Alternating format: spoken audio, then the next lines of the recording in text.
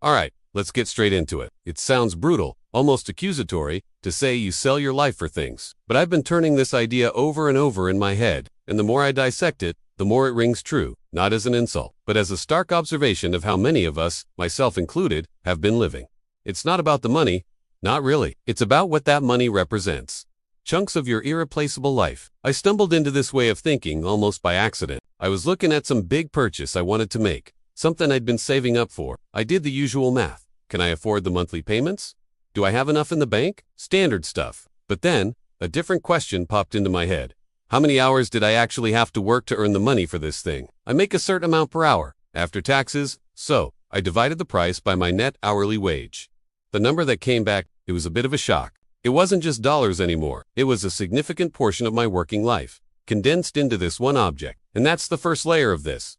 The price tag is a distraction, almost a sleight of hand. It shows you a monetary figure, something abstract. But when you convert that figure into your time, the hours you spend away from family, hobbies, or just plain rest, the object suddenly carries a different weight. Think about it for your next one. That new gadget, those expensive shoes, that slightly fancier car. Don't just look at the price. Calculate how many hours of your actual, lived existence you'd be trading for it. You might find yourself looking at that item very differently. For instance, if something costs $500 and you make $25 an hour after taxes, that's 20 hours of your life. Is that item truly worth 20 hours of your finite time on this planet? Sometimes it might be, but often, when you frame it this way, the allure fades. This simple calculation can be a powerful tool to curb impulsive spending and make you a more conscious consumer. You start asking, is this trade worth it?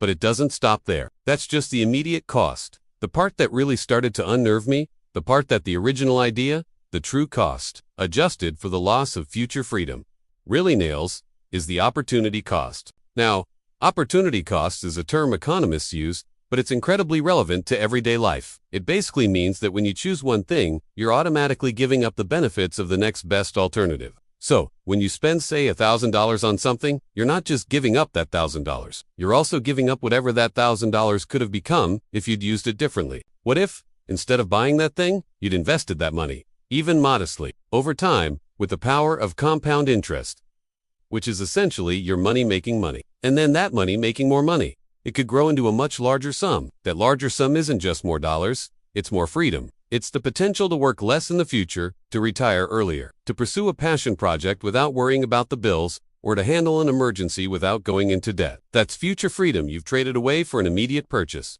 Every non-essential purchase, especially a large one, can be seen as an invisible mortgage on your future self, payable not just in money, but in lost options and lost time. So, when you buy something, you're not just spending the hours you worked to earn that money. You're also spending the future hours that money could have saved you.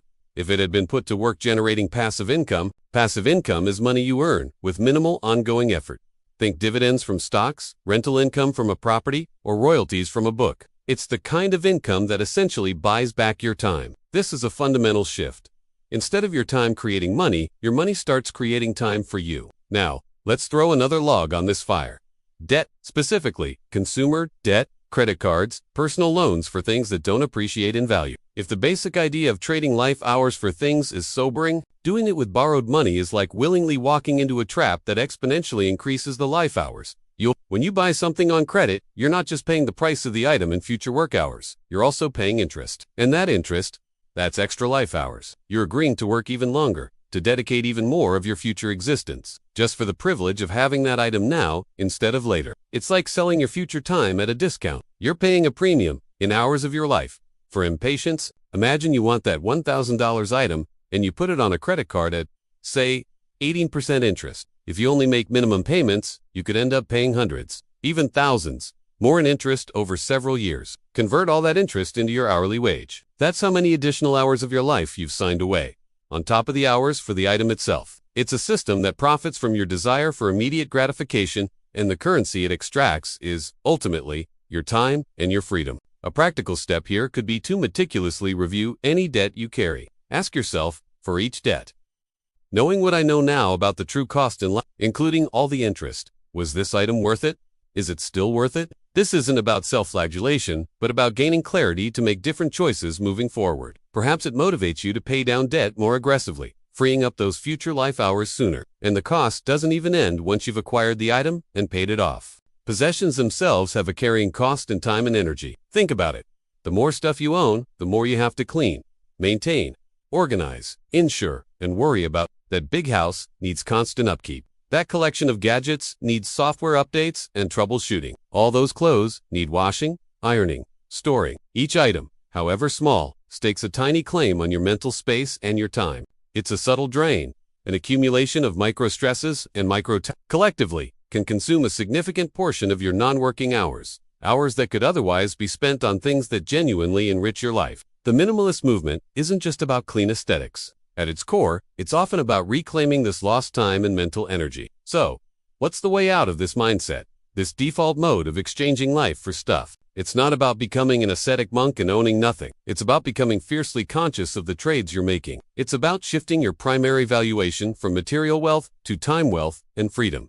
This involves a few key shifts. Firstly, consciously valuing experiences over possessions. Memories from a trip, skills learned, or time spent with loved ones often provide far more lasting satisfaction than a material object that will eventually break, become obsolete, or lose its shine. Secondly, it means actively seeking to turn your earned income into assets rather than just consumables. An asset is something that has the potential to put money in your pocket or save you significant money or time in the future.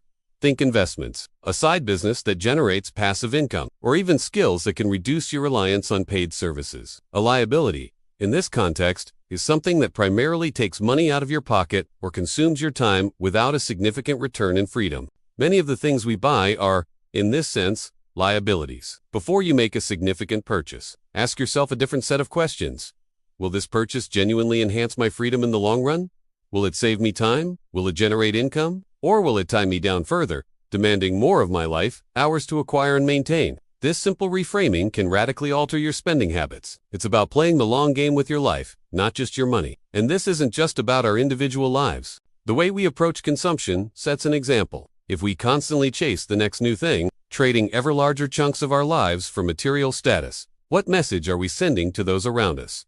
Especially younger generations. We risk perpetuating a cycle where people learn to value what they have over who they are or how much control they have over their own time, mortgaging their future freedom before they even fully understand what that freedom could mean. Ultimately, the realization that you're selling your life for things isn't meant to be a downer. It's meant to be an awakening. It's a call to reclaim your most precious, non-renewable resource, your time. It's about understanding that every dollar you spend is a vote for how you want to live, and every hour you trade has a profound implication for your future liberty. The real wealth isn't in the accumulation of objects, but in the accumulation of free, unencumbered time to live life on your own terms. And that's a trade worth making. So, how do we actually start reclaiming this time, this freedom, in our day-to-day lives? It's not about drastic overnight changes, but small, consistent shifts in our habits and mindset. One simple thing is to pause before any non-essential purchase. Really pause. Ask yourself that question. How many hours of my life will this cost? Not just the money, the hours. You'll be surprised how often this small act of reflection changes your decision. Another powerful step is to actively cultivate skills that save you money or can even generate some income. Learning to cook more meals at home instead of eating out or getting takeout, for example, can save a significant amount of money, and thus, life hours over time. The same goes for learning basic home or car repairs. Every time you fix something yourself, you're not just saving money. You're reclaiming the hours you would have had to work to pay someone else. Consider decluttering your life, not just your physical space. Every item you let go of is one less thing to manage, clean, or worry about. This frees up mental energy and actual time. Try automating your savings and investments, even if it's a small amount each paycheck. Making the decision once to save consistently means your future self benefits without constant effort. This is like putting your future freedom fund on autopilot. Look at your subscriptions and recurring expenses. Are they all genuinely adding value proportional to the life hours they consume? Cutting even one or two unnecessary subscriptions can free up resources for things that truly matter. The benefit of these small actions, compounded over time, is immense. You start feeling less financial pressure, which means less stress. You gain more control over your choices because you're not constantly working just to keep up with your spending. You create breathing room in your life, space for hobbies, for relationships, for rest, or for pursuing bigger goals that align with your true values, not just societal expectations. It's about intentionally designing a life where your time is truly your own. The rewards are a richer, more autonomous, and ultimately, a more fulfilling existence. Thanks for sticking with me through this. If you're curious to explore a bit more on this, I've put something in the description below that you might find helpful.